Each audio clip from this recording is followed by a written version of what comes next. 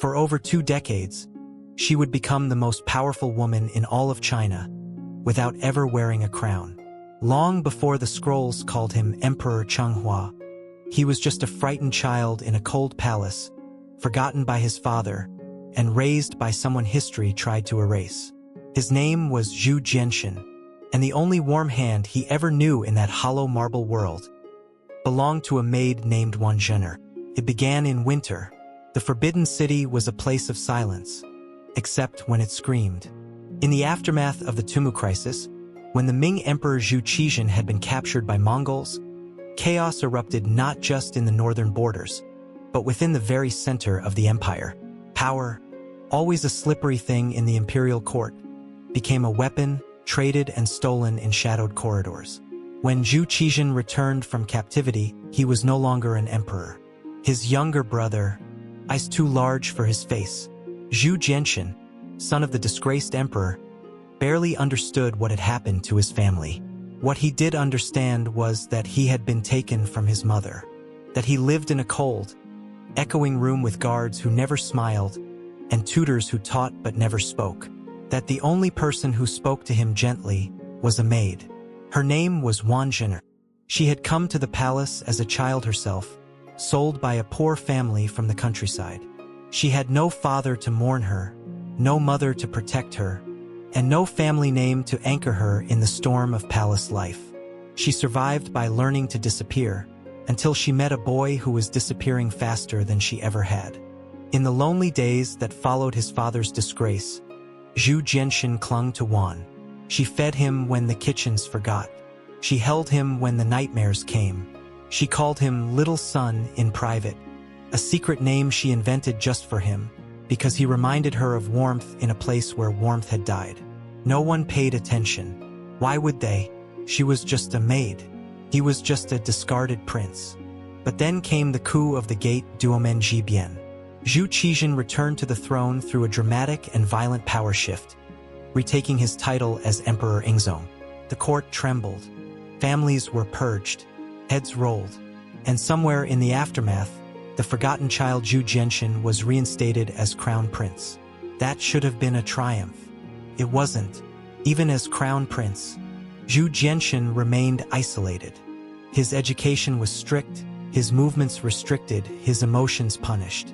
He was being trained to rule but never to feel. In public, he bowed to Confucian virtues. In private, he bowed only to the woman who had raised him. Wan Zhen'er had grown older. She was now in her 30s, but still in the inner court, still close to the boy. Her beauty was quiet, not the kind that shone in gold and jewels, but the kind that endured beneath silence and time. She watched him rise in status while she remained a servant. Yet in his eyes, she was already sovereign. And then, something changed. He was 14. She was over 30. The lines between mother and maid, between comfort and intimacy, blurred. A forbidden affection began to grow, unspoken but undeniable. It was not love in the way poets described it. It was something far more dangerous, the kind of need that blooms in the absence of anyone else. The court noticed. Whispers multiplied. The Empress Dowager furrowed her brow. Ministers exchanged glances behind fans. Following his father's death, he took the name Emperor Chenghua. He was 17, young enough to be malleable, old enough to believe he was making his own choices. Every expectation. But Chenghua silenced all protests with a glance. Wan Zhen'er was no longer a maid. She was now the woman who slept beside the Son of Heaven. From that moment on, his secret, his obsession. But even obsessions rot. The years passed and the court changed. Ambitious women entered the harem, hoping to bear the emperor's heir. Wan Zhen'er watched them all, smiling, patient. She controlled the palace like a spider in silk. No pregnancy survived her scrutiny. No rival found favor long enough to threaten her. It is whispered, never proven, but whispered with dread, that she arranged miscarriages, poisonings, mysterious illnesses.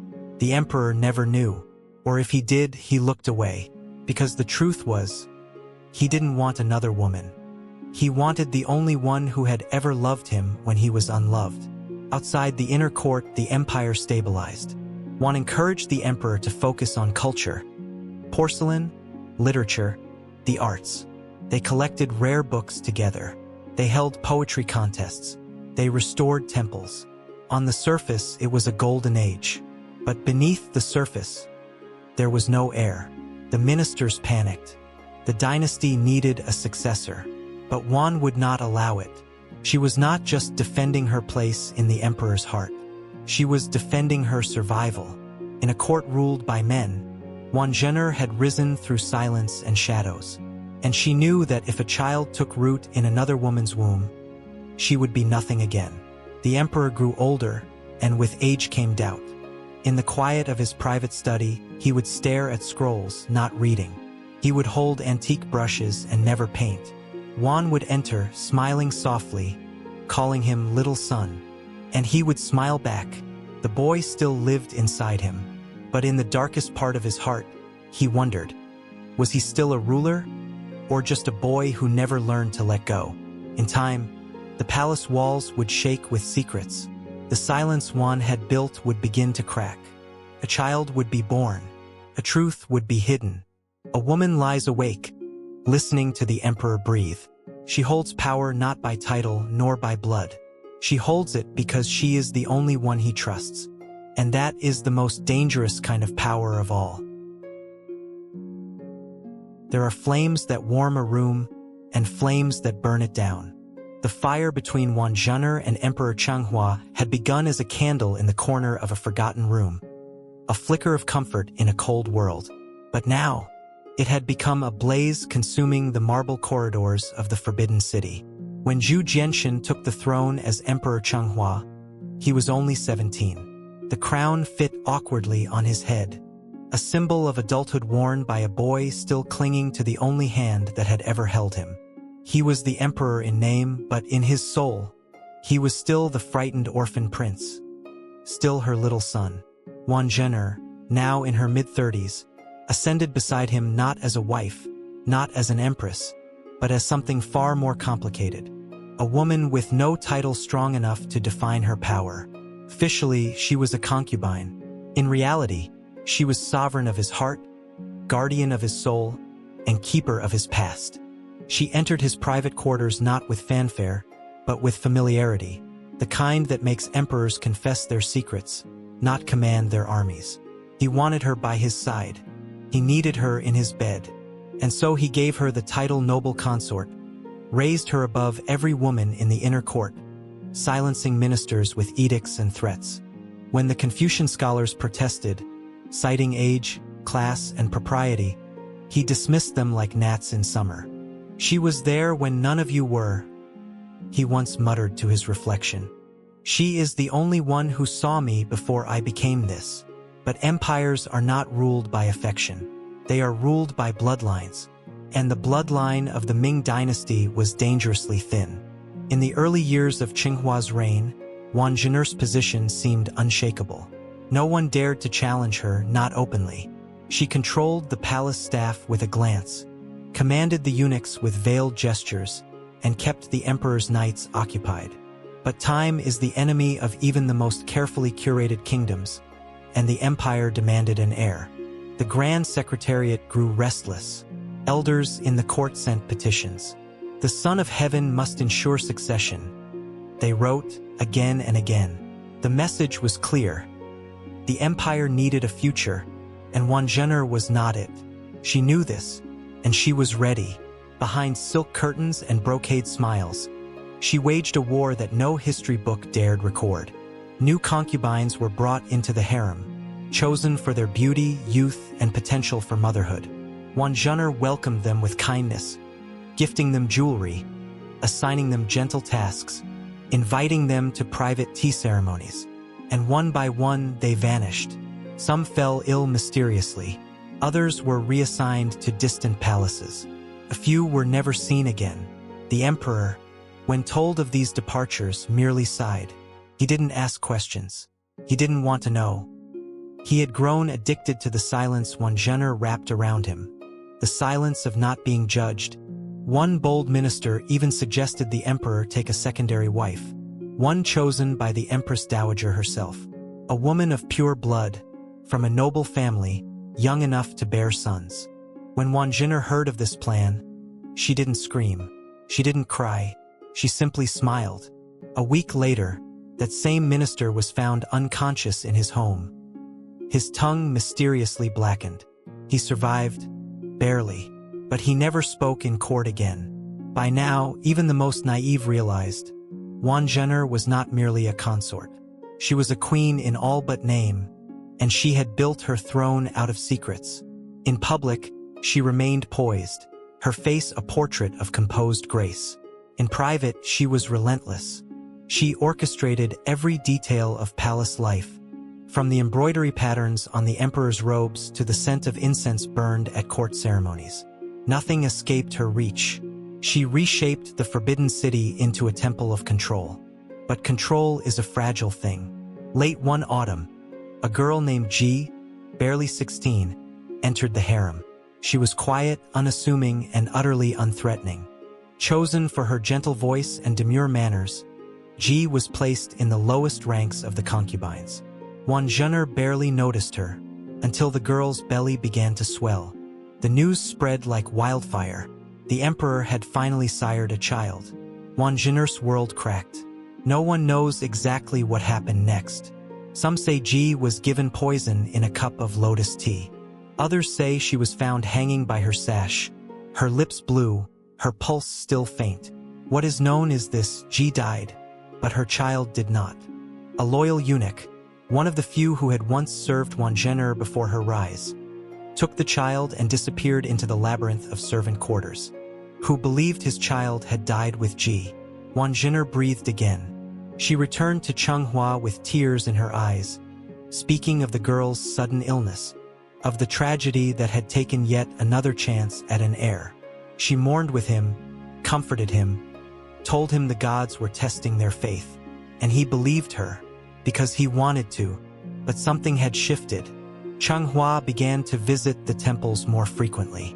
He commissioned astrologers. He consulted monks. He scrawled prayers in ink and set them aflame at night, but it had dimmed. Wan Zhen'er noticed. She began dressing more elegantly, smiling more brightly, telling childhood stories that once brought him joy. But the boy she had raised had grown into a man who could no longer ignore the silence around him. In his dreams, he saw a child, dark-haired, wide-eyed, laughing in a garden he didn't recognize. He awoke weeping, the echo of a name he never knew clinging to his tongue. And still, he said nothing. The court, too, fell into a trance.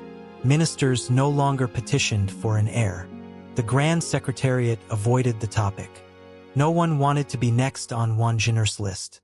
They waited, they watched, and outside the palace walls, the people whispered of ghosts in the harem, of an empress in all but name whose shadow stretched longer than any dynasty's future. Years passed. Changhua turned 30, then 35. The man who had once held Wan Zhen'er's hand like a lifeline now sat alone in his study, fingers stained with ink, heart burdened by unspoken truths. He still loved her. How could he not? She had raised him, protected him, made him feel whole when he was nothing. But he also feared her, not because of what she had done, but because of what he had allowed. One night, he stood on the balcony of his private chambers, staring out across the roofs of the Forbidden City. The moon was pale, like an eye without warmth. Wan Zhen'er approached behind him, wrapping a cloak around his shoulders. He didn't speak. He simply stared at the distant lights. "They flicker," he whispered finally. She asked what he meant. "The lanterns. They flicker even when there's no wind." She said nothing, and neither did he, because deep down, both of them knew. Their flame, forbidden from the start, had scorched the very palace they sought to protect. And somewhere, in the darkness, a child who should have been prince was learning to walk alone.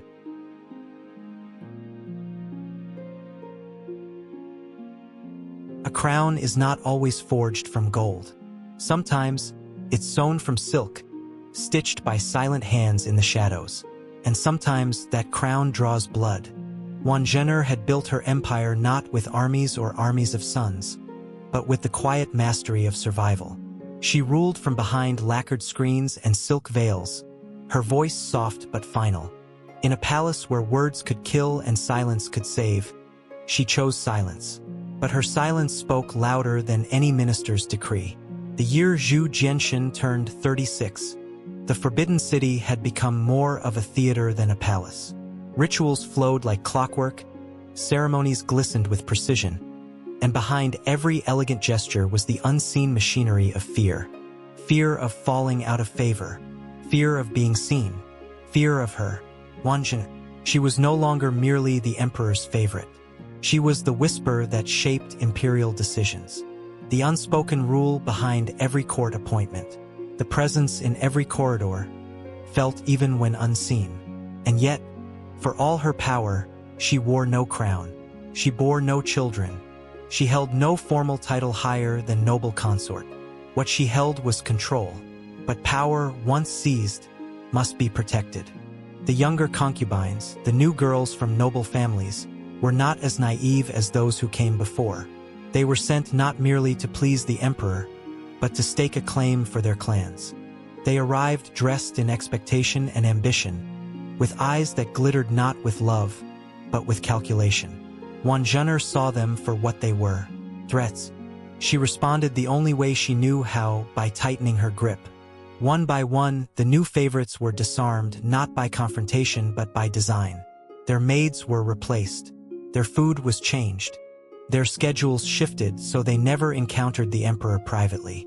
Their jewels were misplaced. Their letters never delivered. And when they complained, they were labeled unstable, emotional, or worse, ungrateful. The emperor, who once might have questioned such misfortunes, now simply accepted them. He had become accustomed to the palace moving as Wan Zhen'er directed. Her word was the floor beneath his feet. To question her would be to question his own past, his own survival. But even she could not silence fate. A girl named Lady Han entered the palace under the guise of humility. She was the daughter of a minor official, educated but quiet, chosen for her grace and her ability to recite the classics from memory. She was not beautiful in the traditional sense, but her serenity disarmed suspicion, and she was pregnant within months. When the news reached Wan Zhen'er, the palace held its breath. She said nothing for weeks. Then she called for a midnight ceremony to bless the harmony of the harem. Lanterns were lit. Blood soaked her ceremonial robes.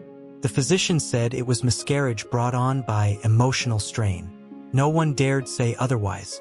Her body was removed from the palace the next morning, wrapped not in silk, but in silence. But this time something lingered. The emperor found out, not through whispers but through tears. One of Lady Han's handmaids, a girl barely older than 16, threw herself before his procession in the gardens and screamed the truth. "She killed the child," she wailed. "She let the blood flow like water." Wan Zhen'er's name was not spoken. It didn't have to be. The emperor ordered the girl seized. But that night, he did not sleep beside Wan Zhen'er. He remained in his study, staring into the flame of an oil lamp, as if searching for the truth within its flickering dance. When Wan approached him in the morning, she found him pale, distant. He didn't accuse her. He didn't even speak her name.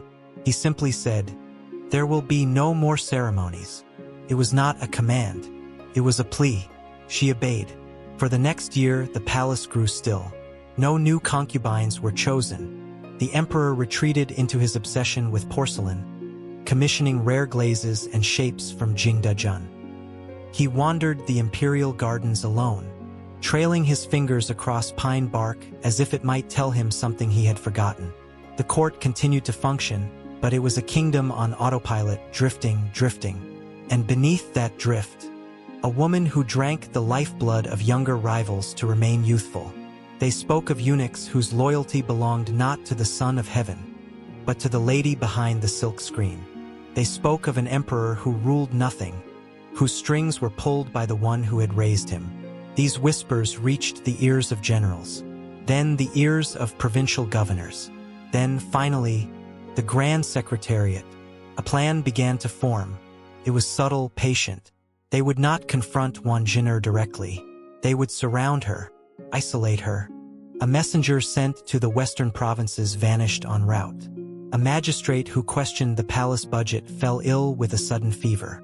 An official whose report mentioned succession drowned during a boating trip, his body found clutching a prayer scroll. Accidents, all of them, tragic, unrelated. Still, the emperor began to change. Not for herself, for him, because if he stopped believing in her, her world would collapse. And so she did something she had never done before. She tried to give him space. She allowed him to take walks without escort. She let him dine alone. She pulled back from the details of daily management. She reminded him of memories, not obligations. She told him he could trust her, but that she would not hold him captive. But he was already captive, not to her, but to the life she had given him. A life where no one else knew him, where no one else had ever stayed. He returned to her night after night, not because he was forced to, because he had nowhere else to go. She still called him little son, and he still called her nothing, because even now he didn't know what she truly was. Not mother, not wife, not queen. She was the crown he wore inside his mind, the one no one could take from him. Took his first steps toward a destiny no one could predict, least of all the woman who had stolen every heir before him.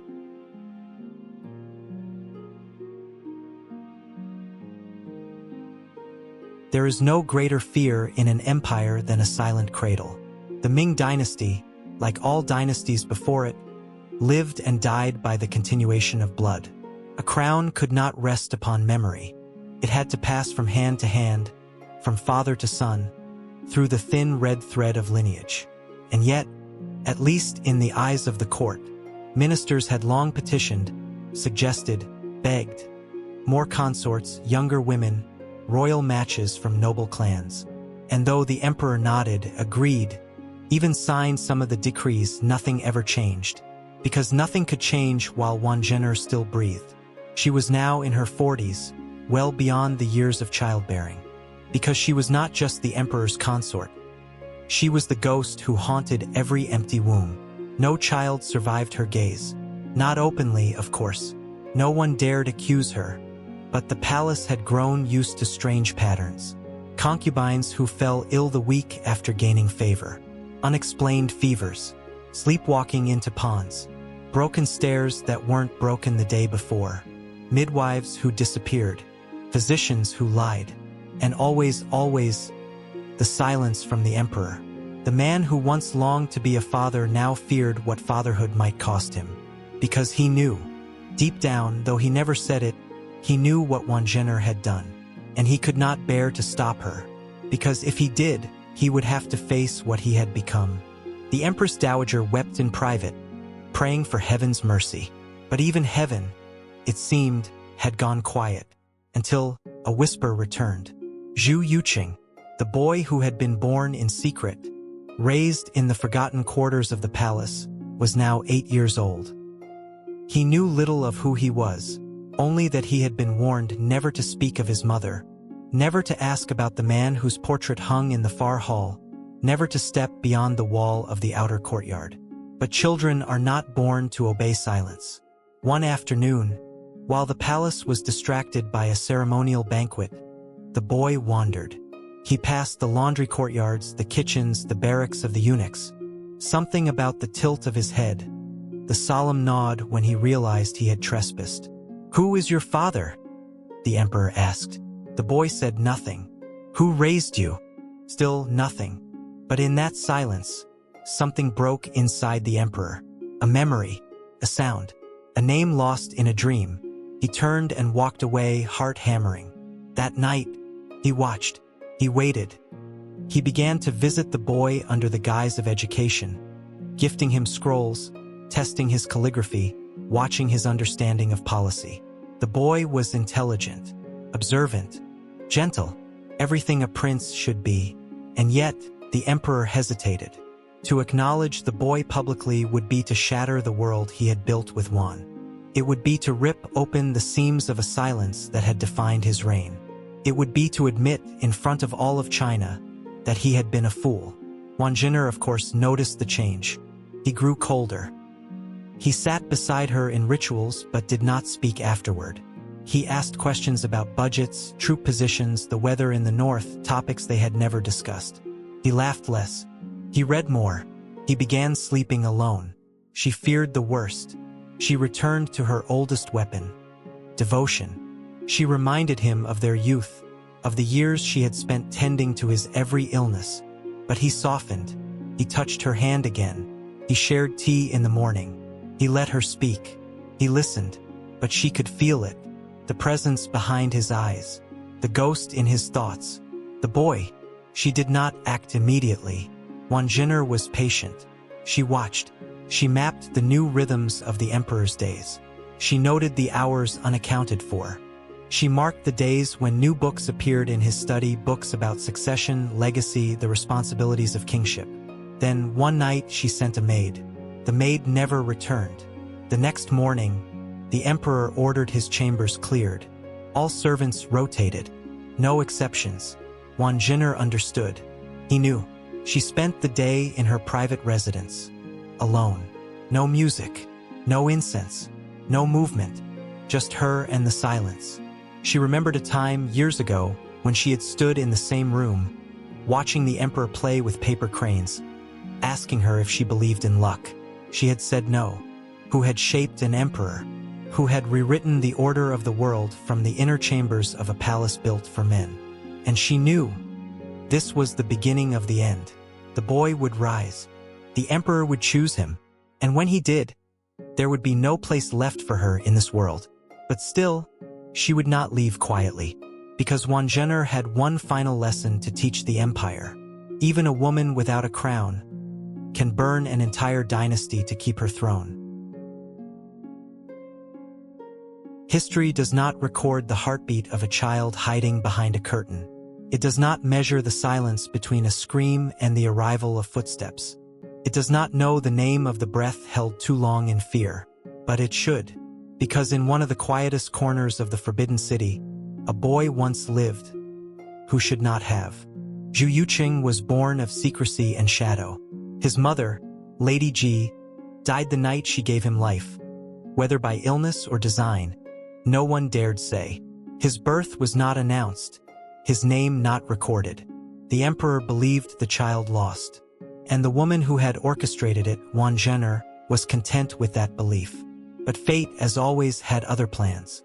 A eunuch named Luo, old and nearly forgotten by the palace, had once served Wan Zhen'er in her earliest years.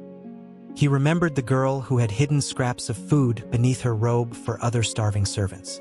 He remembered the moment her eyes changed, the day she stepped beyond kindness and into ambition. He feared her, but he also pitied her. He knew what power did to those who tasted it too early and too alone. So when he saw the newborn wrapped in blood and fear, he did not report it. He stole the child away, hidden in a servant's laundry basket, and carried him to the outer halls of the palace, where forgotten lives wandered in the service of the dynasty's beating heart. There, Zhu Yuqing was raised not as a prince, but as a quiet boy with too straight posture, too careful words, and eyes that asked questions no one dared answer. By the time he was 9, he had begun to suspect something. He was too educated for a servant's son. He was watched too closely.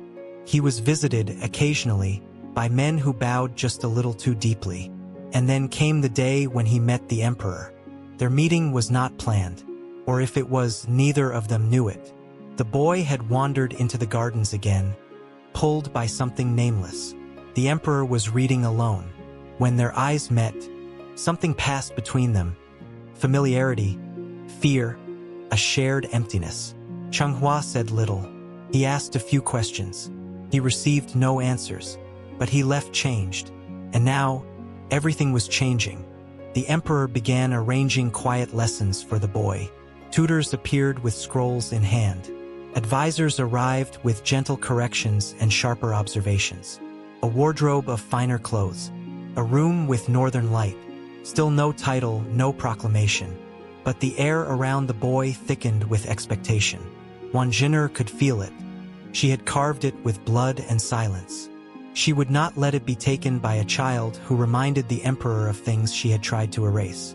The order was whispered, not written, not spoken aloud.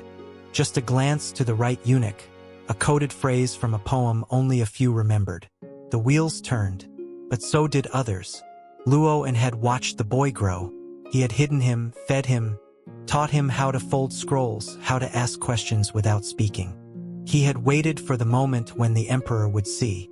And now that the boy stood on the cusp of something more, Luo knew what was coming. He acted first.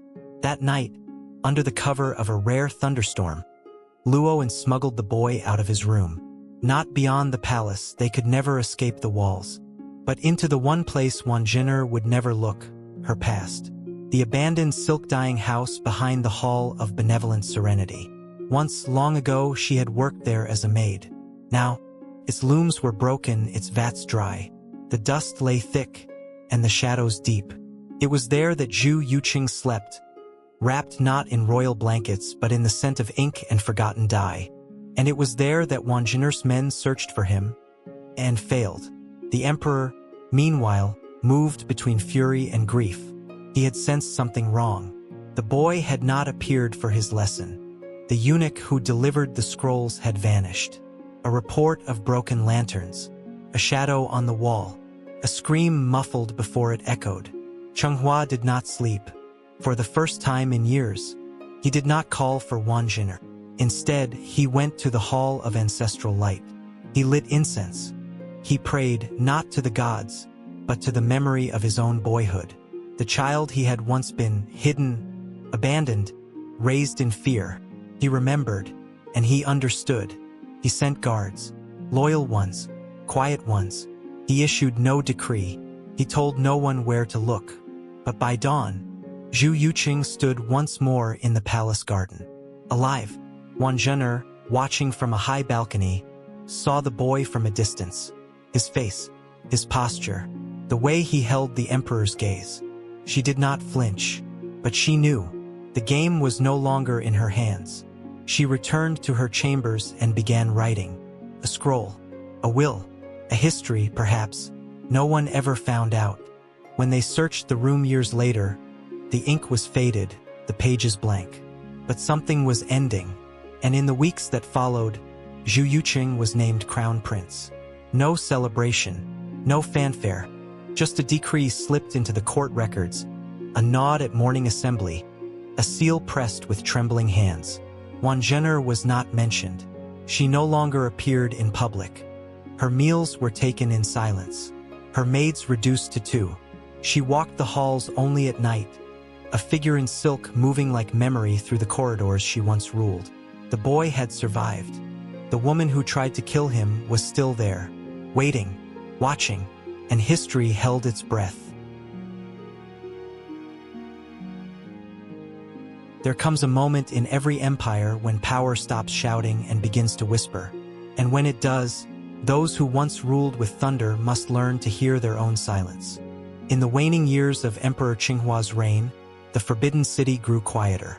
Not in ceremony or ritual, those remained polished to perfection, but in spirit. The laughter that once echoed through the imperial gardens had faded. The flicker in the emperor's eyes dimmed. And Wan Zhen'er, once the flame behind the throne, now walked through halls heavy with memory. Zhu Yuqing, the boy who had survived the assassination meant for him, had been named Crown Prince. The empire exhaled, finally. A line of succession secured, a future promised. But promises, like porcelain, are most fragile just after firing. The emperor did not celebrate his son's rise. He acknowledged it quietly in court.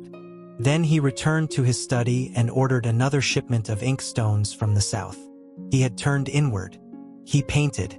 He wrote. He read scrolls not for knowledge, but for escape.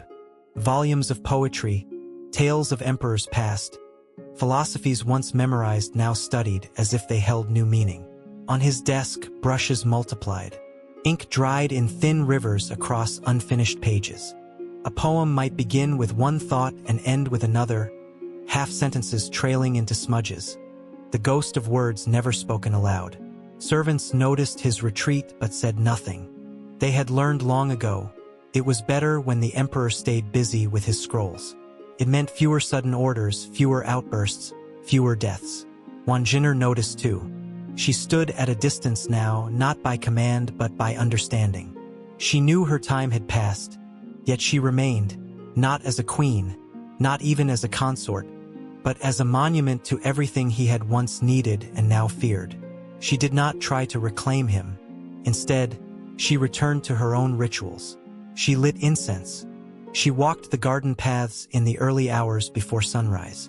She whispered prayers to the ancestors whose names she had once barely dared pronounce. Her power had become smoke, visible, shifting, impossible to grasp. She watched her legacy unravel quietly. The eunuchs who once bowed to her now deferred to new voices. The concubines no longer feared her eyes. Even the cooks no longer asked her preferences. Her meals arrived late. The tea was tepid. The silks on her bed rougher than she remembered. But she said nothing, because Wan Zhen'er knew something the rest of the palace didn't. The emperor had not forgotten her. He simply no longer knew how to face her. Each time he passed her quarters, he paused. Sometimes for a second. Sometimes long enough for the guards to shift uncomfortably. He would look at the door, the same one she had stood behind when she first returned to his side as a boy. Who am I without her? He never let anyone read the pages. He burned them one by one after writing, and so the emperor's thoughts became ash. Meanwhile, the boy Zhu Yuqing grew. He was not like his father. He did not linger in dreams or doubt. He listened. He learned. He questioned. His mind was sharp, his bearing calm. He did not visit Wan Zhen'er, though he passed her in the corridors. When he bowed, it was neither disrespectful nor warm. It was duty. She watched him, this boy she had once tried to erase, and saw in him everything she had once feared. Certainty, youth, the future. But she also saw something else. Herself. Not in his face or voice, but in the way he moved. Calculated. Deliberate. Aware that every step in the palace was both a performance and a danger. He had learned the same lessons she had. Never show fear. Never act before you know. Never trust the silence. And so, two ghosts haunted the forbidden city. One fading, one rising. Between them stood the emperor. Alone, surrounded by ink and ash. One evening, as spring rain whispered against the palace tiles, Chenghua summoned Wan Zhen'er for the first time in months. No entourage, no announcement, just a single message, handwritten, sealed with his personal stamp. She came. She wore no jewels, no elaborate robes, only the deep blue silk of an old memory. Her hair pinned simply, her face bare. She entered his study and found him at the window, watching the rain trace lines down the glass. He did not turn. He only said, "Do you remember the first time you taught me how to hold a brush?" She nodded. He whispered, "You said, if I gripped it too tightly, the line would break, and if I held it too loosely, it would drift." Silence. Then he asked, "Have I held this empire too tightly, or too loose?" She didn't answer, because there was no answer, only history, and regret, and silence. That night, after she left, he wrote no journal. He lit no incense. He simply sat in the darkness, hands folded in his lap, breathing slowly. And outside his window, the rain washed away the ashes that had settled on the sill. It wasn't the wars that broke the Ming court. It wasn't famine. It wasn't even betrayal. It was silence. The kind that creeps into the cracks of a palace and settles like dust in the corners of memory. The kind of silence that comes not from peace, but from fear. By the year the emperor turned 40, the forbidden city had become quieter than ever, eerily so. Ministers performed their duties with precision, eyes cast downward. Eunuchs moved through the halls like shadows, lips sealed. Even the wind in the garden seemed to hold its breath. At the heart of it all stood a woman who no longer spoke. Wan Zhen'er. She did not command. She no longer punished. She made no moves, uttered no decrees. And yet, her presence remained the single defining law of the inner court. She was no longer the flame.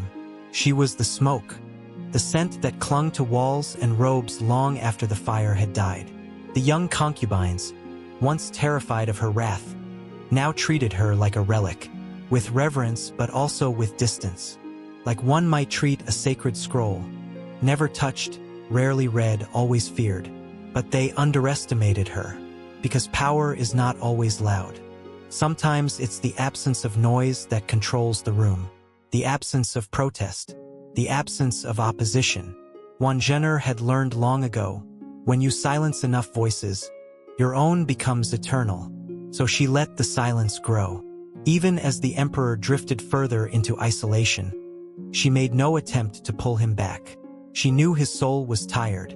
She had carried it for too long.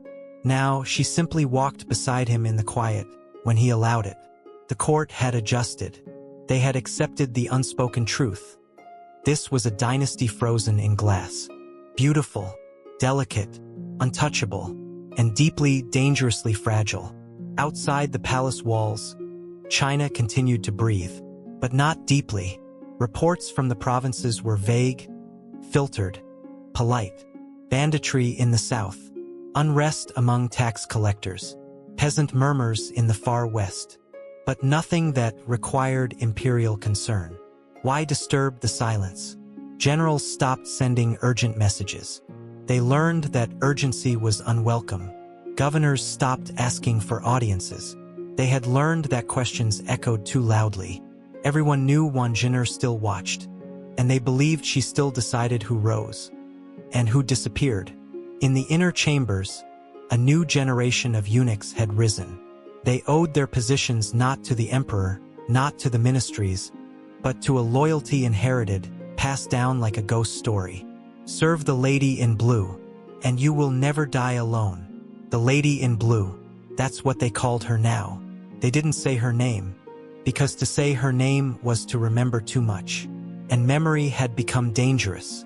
Even Zhu Yuqing, now nearly a man, learned the lesson of silence. Though he was crown prince, though he sat beside his father at ceremonial rites and observed councils from behind painted screens, he spoke little. He watched, he listened, and he waited. He had learned from the best. Wan Zhen'er, for her part, never approached him. Not once. She offered no apology, no guidance, no acknowledgement. Perhaps because she knew it was too late, or perhaps because she didn't see him as her successor, but as her undoing. Still, the silence persisted, until it broke. Not in a grand gesture, not in a coup, but in a whisper. A palace maid, young, new, naive, was found writing in a hidden notebook, a diary. In it, she described not only the daily routines of the palace, but her own thoughts, her feelings, her fears. And buried deep in the back of the book, in careful, shaking brushstrokes, was a line. The lady in blue still walks. I saw her today. She passed me like a ghost. I bowed. She did not see me, but I think she sees everything. I think she remembers. I think she never forgets. The diary was found by accident. The girl had hidden it beneath a loose tile. A gust of wind knocked the tile askew. A senior attendant found it while sweeping. The girl vanished that night. No one asked where she went, because the silence was no longer just a culture. It was law. Even the emperor was silent. He had seen the girl once serving wine. He had noticed her trembling hands. He had meant to ask her name.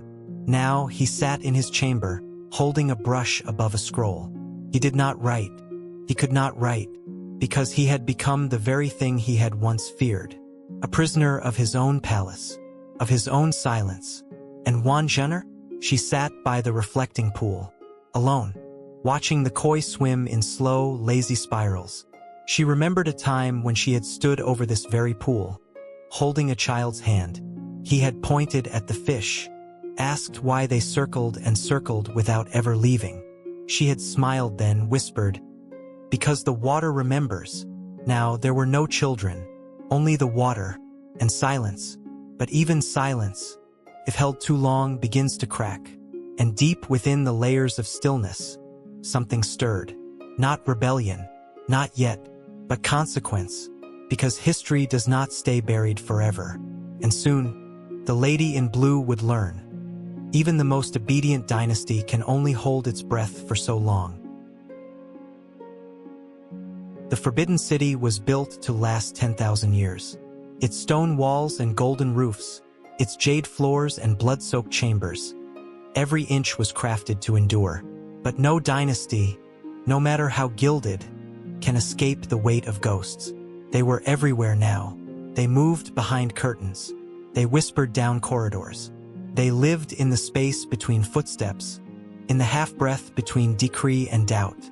Wan Zhen'er had once ruled these halls with silence, but now even silence betrayed her, because ghosts speak in memory, and memory had begun to wake.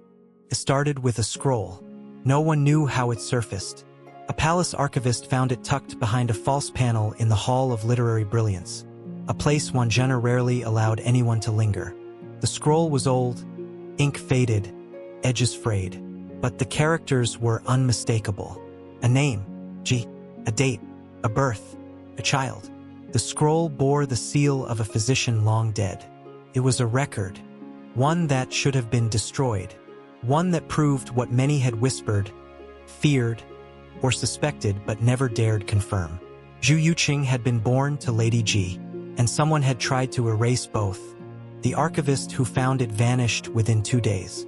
His body was never found. His family was stripped of titles. His name removed from the records. But the scroll somehow had already passed from hand to hand. The ghost had escaped. Wan Zhen'er felt the shift immediately. It was not panic. It was pressure. A new rhythm beneath the quiet. Servants paused longer in her presence. Eyes flickered with thoughts unspoken. Even eunuchs bowed with a hesitation she had not felt in years. She summoned no one. She issued no commands, because she knew it was too late for orders. Instead, she walked. At night, when the palace slept, she moved through the halls in silence, past the moon gate where Lady Han had fallen, past the garden where the emperor had first seen his son, past the red chamber where the cries of newborns had once echoed, before they fell quiet forever. She walked as if searching for something, or someone. She passed mirrors and did not look, past portraits and did not stop. But always, she ended at the emperor's door. She never entered. She stood. She waited. She left. Inside, Emperor Chonghua watched the candlelight flicker against the walls. He no longer painted. His brushes remained clean. His ink stones dry. His poetry had ceased. Only his thoughts moved now, slowly, like molasses on a cold plate. He had seen the scroll. He knew what it meant. He had known the truth long before. But seeing it written, seeing her name was different. It was irreversible. Wan had lied. Not just once. She had built their world on lies. And now those lies had grown legs, voices, names. He should have been furious. He wasn't. He was numb. Because the boy, the child she had tried to kill, was becoming a man. And the woman who had saved him as a child had become his jailer. Outside the throne room, court was still in session. Ministers still debated tax levies. Generals still postured over borders. But the emperor said little. He nodded. He agreed. He watched. And then one day he stopped watching. He stopped attending court. He stopped eating with others. He stopped sleeping. The physicians called it a spiritual imbalance. The stars, they said, were misaligned. The monks whispered of ancestral unrest. But those closest to him knew better. He was haunted, not by ghosts, but by her. Wan Zhen'er still lived in the palace, still moved in the shadows, still received monthly stipends. But she was a statue now, immobile, unreadable. She sat for hours in her private quarters, facing the wall where the emperor's portrait once hung. She saw the man she had once made emperor, now crumbling beneath the weight of the very crown she had helped him carry. She saw herself, not as a ruler, not as a lover, not as a survivor, but as a monument. Cold, heavy, alone. The palace grew colder. Cracks appeared in the tiles. Carpets frayed. Paint peeled. Repairs were delayed. Rumors spread of spirits in the West Wing, of strange lights near the Hall of Supreme Harmony, of voices, always voices, The maid who had found the second scroll, a list of purged concubines, said she heard crying at night. From empty rooms, rooms no one dared clean, rooms that Wan Zhen'er had once visited often. Then she too disappeared. It was easier to erase the dead than to answer the questions of the living. But the emperor had stopped erasing. He had begun to write again. Not poetry, not policy, confessions.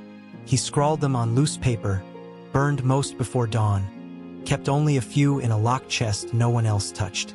He wrote of the things he had allowed, the deaths he had ignored, the names he had forgotten to remember, and every page bore the same phrase at the end. I see them now. The ghosts were everywhere, but the worst one still lived, and she still wore silk. It begins with a fracture, barely visible, just a hairline crack in the marble tiles of the Hall of Supreme Harmony. No one notices it at first, but beneath that surface, beneath the gold and ceremony and silence, pressure builds, until it cannot be ignored. That was the Forbidden City in the final years of Qinghua's reign. Cracks, they ran through the walls, through the courtiers' rehearsed smiles, through the invisible tether that once bound the emperor to his throne, to his people, to the illusion that the center still held. And at the core of it all was Wan Zhen'er. Once the whisper behind every command, the breath behind the emperor's words. She now sat in a palace that no longer moved at her will. Her presence, once enough to quiet rooms, now carried the weight of unease. She was neither dismissed nor embraced, too feared to be banished, too essential to be forgotten. But the tide had shifted. Zhu Yuqing, now crown prince in both title and expectation, had become more than a name. He had become a presence, composed, articulate, and disciplined in public. Privately, he held meetings with reform-minded ministers and questioned eunuchs who had once sworn to Wan Zhen'er. He made no direct accusations. He raised no flags. He simply stepped forward, while the emperor stepped back. Emperor Qinghua had grown brittle. His body failed before his will did. Fatigue lingered like a second robe across his shoulders. The scrolls piled on his desk remained unread. He began to speak of omens, of dreams where dragons wept and phoenixes turned to ash. He saw ghosts where none stood, and in moments of clarity, he wept for things no one understood. But Wan Zhen'er understood, because she had created the world that broke him. And now, as that world cracked around her, she remained still, not from ignorance, but from exhaustion. She had fought too long, killed too quietly, controlled too much. There was nothing left to tighten her hands around that would not cut her back in return. So she watched the empire shift without her. The outer provinces had begun to pulse with unrest. In the south, tax riots flared. In the west, ethnic rebellions gained ground. Reports came late, edited or not at all. The court debated how to respond, but without clear leadership, decisions dissolved into debates, then into nothing. Ministers blamed eunuchs. Eunuchs blamed rival factions. Factions blamed the silence of the throne. And the throne, occupied by a man who once believed love could govern, now simply watched. Qinghua had not spoken to Wan Zhen'er in months, not out of hatred, but out of shame. He saw her now not just as the woman who had shaped him, but as the mirror to everything he had become, dependent, complicit, broken. Sometimes at night, he stood outside her chambers. He never entered. He stared at the door like it was a coffin waiting to be opened. On one such night, he whispered to the guard, "She kept me alive, and that's the hardest thing to forgive." Inside, Wan Zhen'er sat motionless. Her hair had grayed at the temples. Her skin, once flawless, had thinned like rice paper. She no longer read.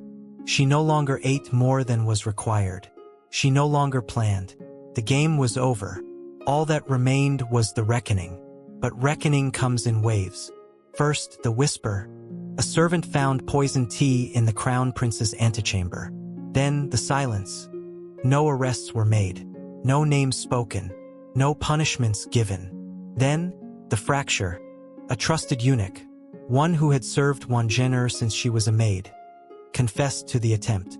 He was executed quietly, but his final words, spoken under breath as the sword fell, were heard by the guards. "I only did what she taught me." The message was clear. The court turned.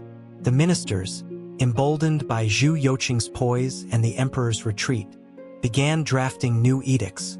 They proposed stricter succession protocols, reduced influence of eunuchs, greater transparency in harem operations. In other words, the dismantling of Wan Zhen'er's empire. But they never named her. Still, even in collapse, she was too sacred, too dangerous to name, until the emperor broke his silence. One morning, frail and barely upright, Changhua appeared at court. No preamble, no declaration, just a sentence. This dynasty will not be ruled by the shadows of its past. No one needed clarification. The next day, Wan Zhen'er's stipend was halved. The day after that, her staff reduced. The day after that, her name was quietly removed from the official palace record. She was not exiled, but she was erased. And that was worse. Wan Zhen'er, for all her crimes, for all her victories, had lived for one thing above all else, to matter. She had endured humiliation, clawed through blood, sacrificed motherhood and morality. Not for gold, not for praise, but for place, to exist, to be seen. And now, the halls she once ruled passed her by without pause. The silk she wore no longer whispered. The servants no longer bowed. Even the emperor, once her child, once her lover, once her god, no longer looked her way. It should have shattered her, but it didn't, because Wan Zhen'er in the end was not made of silk or gold or fear. She was made of fire, and fire, even when smothered, leaves embers. And so she waited, not to rise, not to reclaim, but to watch, to see what the boy she once tried to erase would become, to see whether the empire he would inherit could survive the silence she had shaped. And as the center collapsed, not in violence, but in quiet retreat, Wan Zhen'er sat in her chamber, hands folded, gaze steady, heart unreadable. Around her, the empire groaned. Within her, it burned. There is a moment in every life when illusion becomes mercy, when believing a lie is kinder than knowing the truth. For Emperor Changhua, that moment stretched across the final years of his reign like a veil of silk, light enough to see through, heavy enough to suffocate. He had stopped writing. The ink stones dried, the brushes hardened. The scrolls, once filled with verse and sorrow, were left blank. No poetry, no journals, no edicts, only silence. Wan Zhen'er no longer visited, not because she was forbidden, because there was nothing left to say. They had spoken every possible word, over years, over nights of shared breath, over decades of loyalty twisted into control. And now, with her erased from the palace records and his name sinking slowly into historical ambiguity, what remained between them was a silence too heavy to lift. But the emperor still dreamed. And in those dreams, she was still young. And so was he. They were in a garden, always, the plum blossoms in full bloom. He held a wooden sword, no taller than his hip. She smiled, watching him strike at shadows with the exaggerated fury of a child. "Do you think I'll be a strong emperor one day?" he would ask. And she always answered, "Only if you stay soft inside." He would wake with tears on his cheeks, the scent of plum lingering in the back of his throat. But when he opened his eyes, the ceiling was cracked, the garden long dead, and the woman who had once saved him no longer cast a shadow across his doorway. In public, he remained upright, barely. The robes hung heavier than they used to. His crown felt like an anchor, his throne more distant each day. He said little, did less. Zhu Youqing, now a man, had taken the reins quietly. The court obeyed him. He moved through palace rituals with a grace born not of privilege, but of watching everything and everyone who came before him fail. He spoke respectfully to his father, but he never called him father, only Your Majesty, and Changhua never corrected him. The illusion remained, barely, but even illusions tire. It was a cold morning, unusually quiet, Even for the Forbidden City, the emperor had asked for no company, no meals, no guards. He sat alone in the hall of heavenly purity, staring at the empty space on the wall where once had hung a portrait of Wan Zhen'er. A long time ago he had ordered it removed, but the absence still bore her outline, an invisible scar. He thought of her, not as the woman who killed rivals, not as the consort who choked succession, not as the ghost who ruled through silence, but as the girl who once pressed a bowl of rice into his shaking hands when he was just a boy in exile. That moment had been real, and perhaps that was the last illusion he needed. He rose from his seat with difficulty. The rope sagged, his steps echoed. He walked, through corridors gilded with myths, past guards too afraid to meet his eyes, into the outer quarters where Wan Zhen'er now lived, reduced to a room with no attendants, no tapestries, no mirrors. She sat in the center, hands folded, gaze fixed on nothing. He stood in the doorway. For a long time, neither spoke. Then, finally, his voice, cracked and thin. "Did you ever love me, without fear?" She did not look at him. Her answer came slow. "Only when you were no one." Silence again. He turned to leave. Her voice stopped him. "Do you hate me?" He didn't turn back. "No." Then after a pause, softer. "But I wish I had known how to live without you." And with that, he left her. For the last time, that night he fell ill. Not dramatically, not suddenly, just a quiet unraveling of breath, of body, of memory. He refused treatment. He asked for ink and paper. He wrote only 3 characters. No more ghosts. Then he burned the paper. And the next morning, before the sun fully rose, Emperor Changhua died. No trumpets, no drums, just a servant, entering the room with warm tea, finding the emperor's body still, his hand resting against his chest as if holding it closed one last time. The court mourned. The ministers wore white. Zhu Yuqing prepared to ascend. But in a locked chamber, in the furthest reach of the palace, Wan Zhen'er sat unmoving. They told her he had died. She did not cry. She simply asked, "Was it peaceful?" The servant nodded, and she replied, "Then I have done one thing right." She died 2 days later. Some say by poison, others by grief. No autopsy was performed, no rites given. Her body was buried in an unmarked tomb far from the imperial grounds. Her name was not spoken in the coronation of the new emperor. Her story for a time erased, but in the cracks of the walls, in the dust of old scrolls, in the silence between names, she lingered, because illusions, once broken, become memory, and memory never truly dies.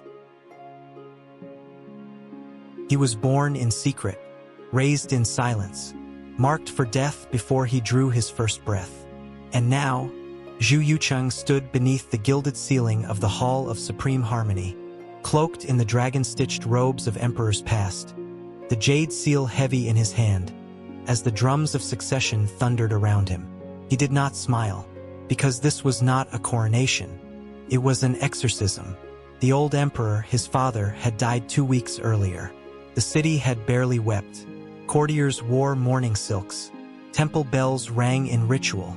But behind every mask of grief was something else. Anticipation. A new emperor. A new chapter. A chance to breathe again. But for Zhu Yuqing, this was not a beginning. It was a reckoning. He had waited his entire life for this moment. Not out of ambition, but out of necessity. He had survived an assassination before he could speak.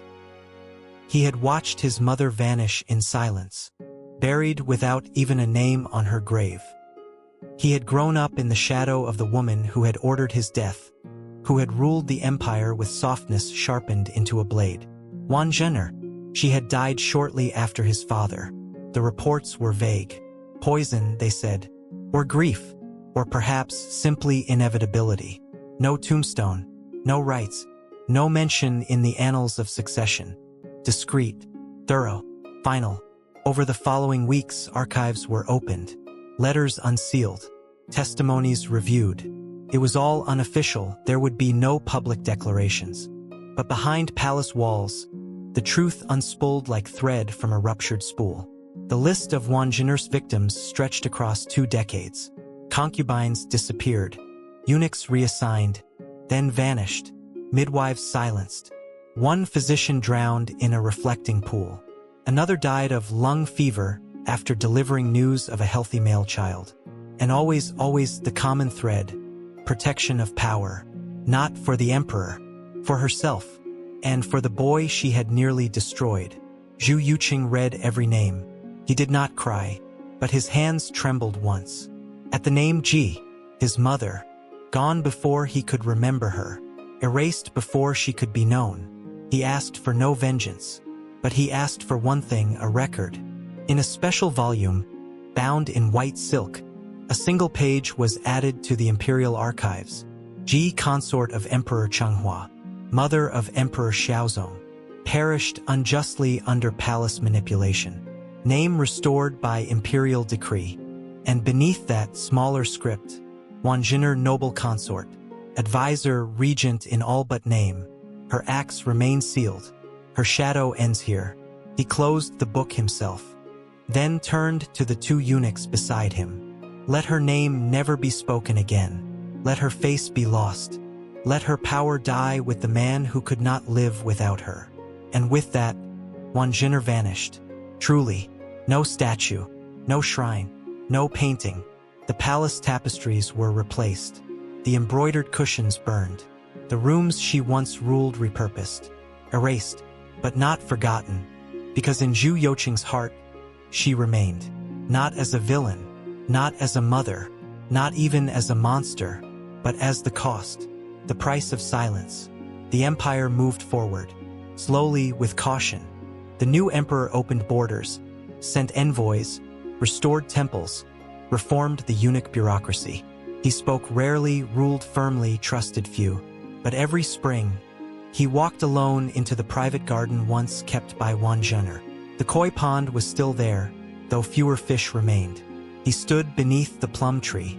The blossoms had faded with age. And he whispered, "I forgive you, but I will never let you win." Then he left, and the petals fell in silence. There are people whose names are carved in stone. And there are people whose names are carved into the walls of a place. Unseen, unspoken, but always present. Wan Zhen'er was the latter. No statue honors her. No historian praises her. No temple burns incense in her name. She was erased formally, deliberately, even ceremonially. Her robes destroyed. Her rooms reassigned. Her portrait never painted. The younger generation of servants do not recognize her face. But if you listen closely, the palace still remembers. Not in words, in weight, in the hush that falls when a particular corridor is walked alone, in the pause before a concubine enters the hall of serenity, in the way the emperor's eyes linger, just briefly, survived by becoming the voice behind a boy who would one day wear a crown. She rose not by blood, but by memory, by being the only one who stayed. And for that she ruled. Longer than many emperors, more completely than most queens. She was the keeper of a heart too fragile to rule on its own, the architect of a silence that shaped an era, the ghost whose hands never touched the seal, yet moved it all the same. But ghosts do not leave clean legacies. They leave scars. And Emperor Zhu Yuqing, the son she tried to kill, the son who rose, carried that scar in his silence, in his distance, in the weight he bore not just for the throne, but for the past he could not undo. He ruled well. History remembers him as Emperor Xiaozong, a reformer, a restorer of order, a quiet strength after decades of drift. But history does not record the nights he woke alone, whispering questions into the darkness. Was I born because she failed? Or because she allowed me to live? Did he love her more than he feared her? The questions had no answers, and so he ruled, he built, he forgave, but he did not forget. On the 15th anniversary of his father's death, Emperor Xiaozong returned to the private study once used by Chenghua. The room had been sealed for years. Dust hung in the air like memory. Old scrolls, blank or burnt. Inkstones dried and cracked. A small lacquer box sat untouched. Inside he found it. A single surviving poem. No date, no name, just 4 lines. She lit the fire. I warmed my hands. She held the crown. I called it mine. He burned it, not in anger, in release, because some stories are not meant to be told. They are meant to be lived, to haunt, to remind. And so the story of Wan Zhen'er came to an end, not with a trial, not with a sword, but with the quiet turning of a key in a forgotten room. And yet, the palace still walks like her. Its halls still echo her rhythm. Its walls still know her secrets. She never became empress. She never bore a son. She never wore the crown. But for more than 20 years, every emperor walked through a palace that she had built. Not of stone, not of law, but of control. She didn't become history. She became the place where history happened. Because sometimes, a woman doesn't need a name. She becomes the walls.